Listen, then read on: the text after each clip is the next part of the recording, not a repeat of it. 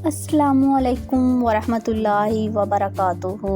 ذرا ٹھہریے، کہیں مت جائیے، کیونکہ جو بات آج آپ سننے والے ہیں وہ صرف بات نہیں، وہ راز ہے، وہ دوا ہے، وہ وہی شے ہے جو تقدیر کے بند دروازوں پر دستک دیتی ہے۔ کیا آپ جانتے ہیں کہ قرآن کی ایک ایسی صورت ہے جسے اگر دل سے پڑھ لیا جائے تو بند راستے کھل جاتے ہیں؟ کیا آپ نے کبھی سوچا ہے کہ سورۃ فاتحہ صرف نماز کی صورت نہیں بلکہ قسمت بدلنے کا اعلان ہے؟ شیخ عبدالقادر جیلانی رحمۃ اللہ فرماتے ہیں کہ سورۃ فاتحہ اللہ کے خزانوں کی کنجی ہے، لیکن سوال تو یہ ہے کہ ہم پڑھتے تو ہیں، پھر بھی ہماری مشکل کیوں نہیں ٹوٹتی؟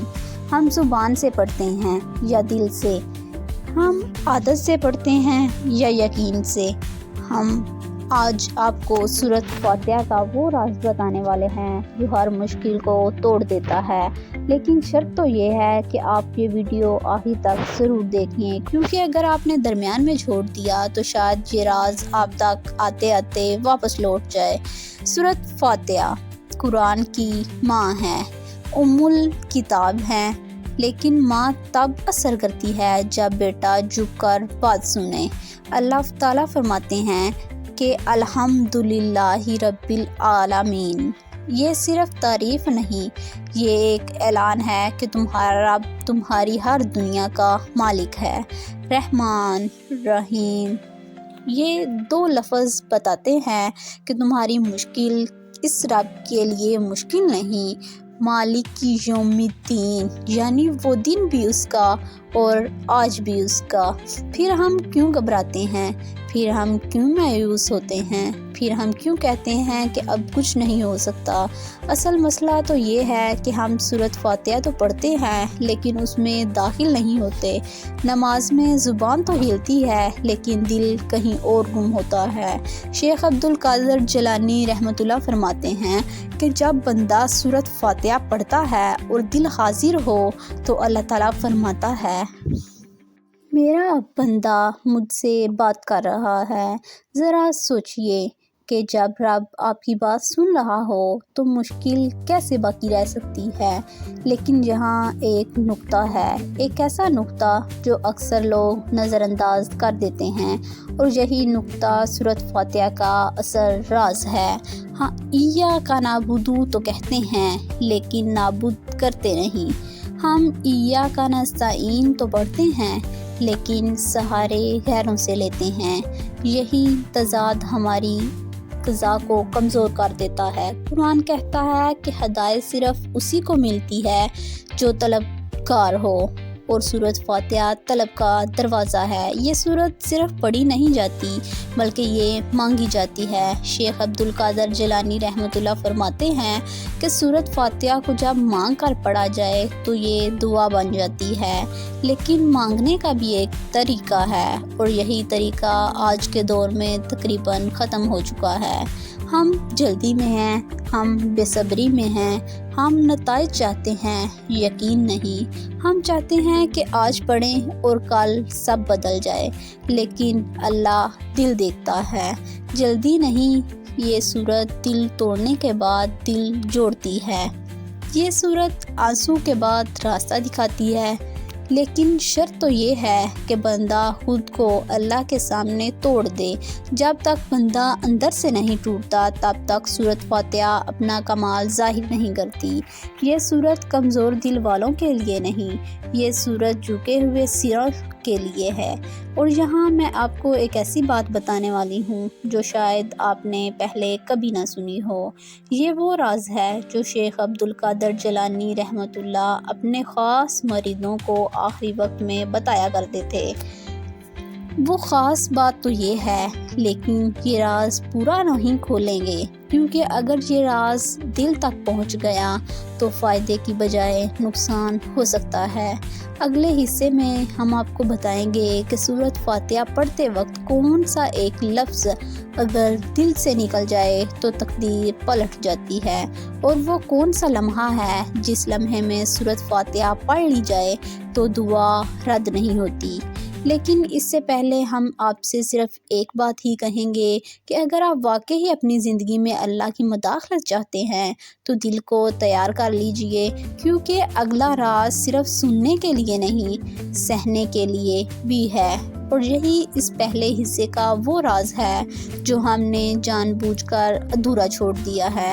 اب ذرا دل کو اور مضبوط کر لیجئے، کیونکہ اب ہم اس جگہ داخل ہو رہے ہیں جہاں سورۃ فاتحہ صرف سورت نہیں رہتی بلکہ تقدیر کا ایک فیصلہ بن جاتی ہے۔ سنیے، شیخ عبد القادر جیلانی رحمۃ اللہ فرماتے ہیں کہ اللہ تک پہنچنے کا سب سے چھوٹا راستہ سچائی کے ساتھ اپنی کمزوری کو مان لینا ہے، اور سورۃ فاتحہ کمزوری ماننے کا سب سے بڑی اور افضل دوا ہے۔ اب غور کیجئے کہ ہم کہتے ہیں کہ اہدنا الصراط المستقیم، ہم کہتے ہیں کہ ہمیں سیدھا راستہ دکھا، کیا ہم سچ میں ہی وہ سیدھا راستہ جانتے ہیں یا چاہتے ہیں؟ لیکن ہم صرف اللہ سے ہی مانگنا چاہتے ہیں۔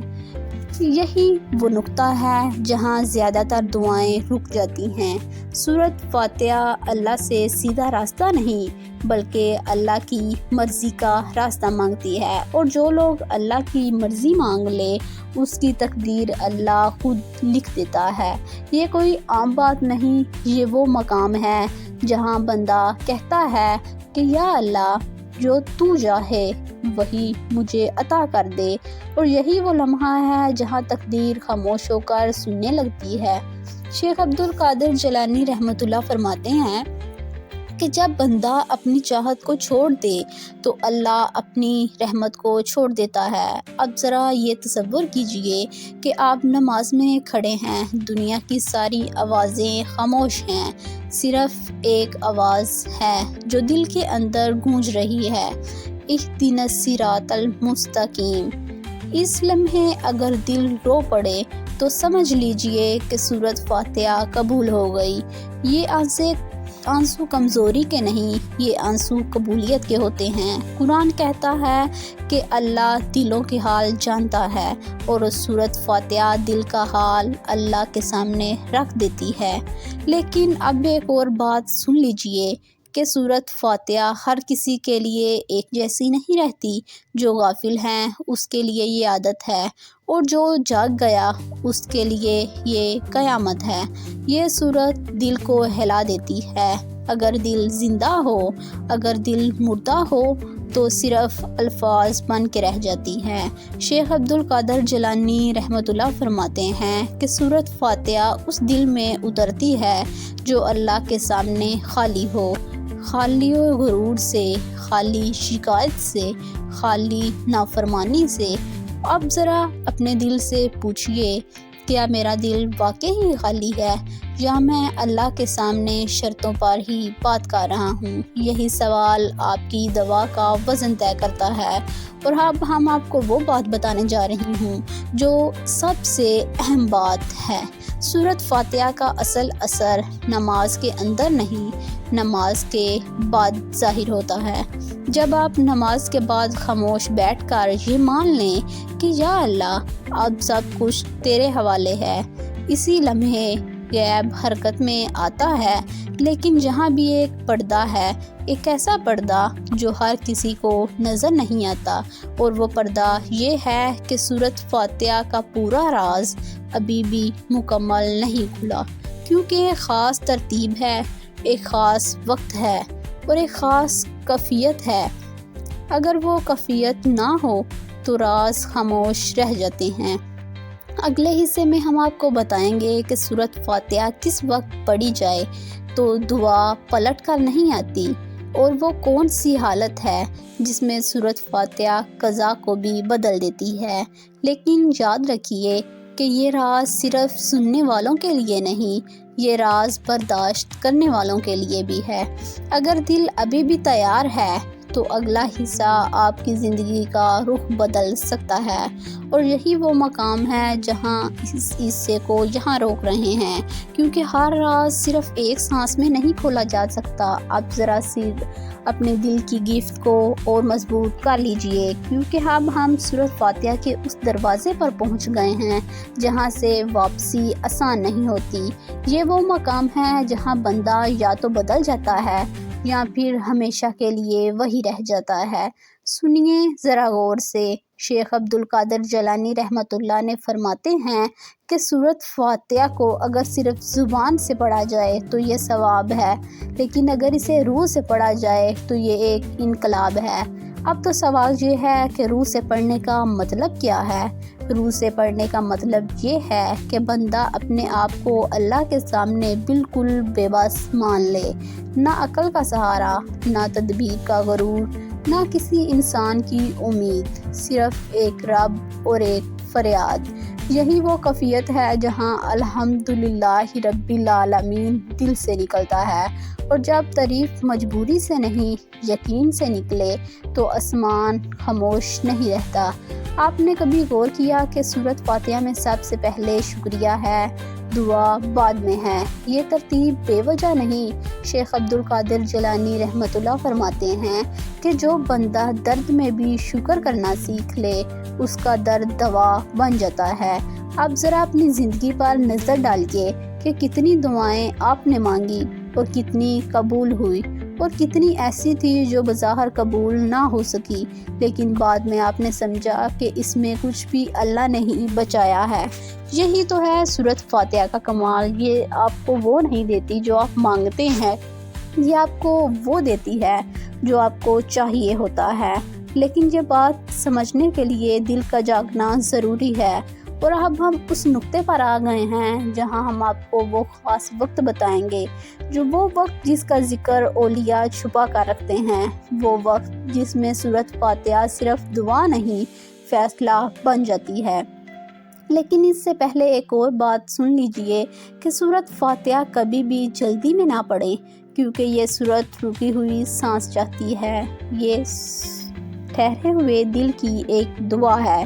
اگر دل بھاگ رہا ہو تو سورت خاموش رہتی ہے۔ شیخ عبد القادر جیلانی رحمۃ اللہ فرماتے ہیں کہ جس وقت دل ڈوب کر خاموش ہو جائے وہی وقت قبولیت کا ہوتا ہے۔ اکثر لوگ تو یہ پوچھتے ہیں کہ کیا سورۃ فاتحہ تقدیر بدل دیتی ہے؟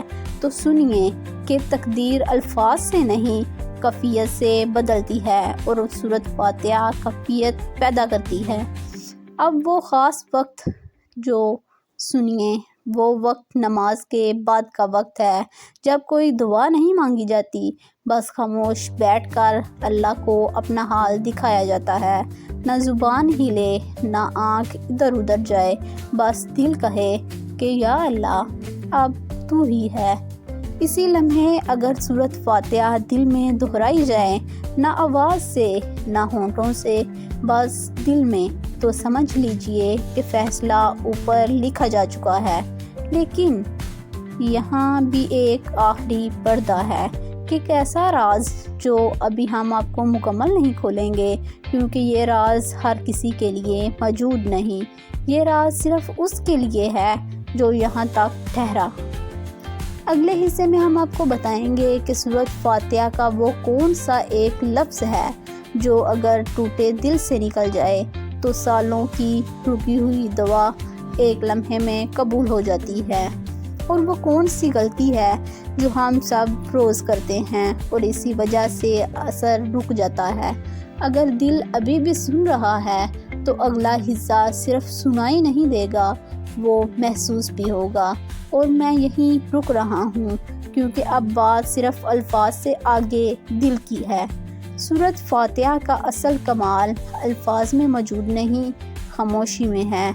وہ خاموشی جو دعا کے بعد آتی ہے، وہ خاموشی جس میں بندہ اپنے رب کے سامنے کچھ کہنے کے قابل نہیں رہتا، بس مان جاتا ہے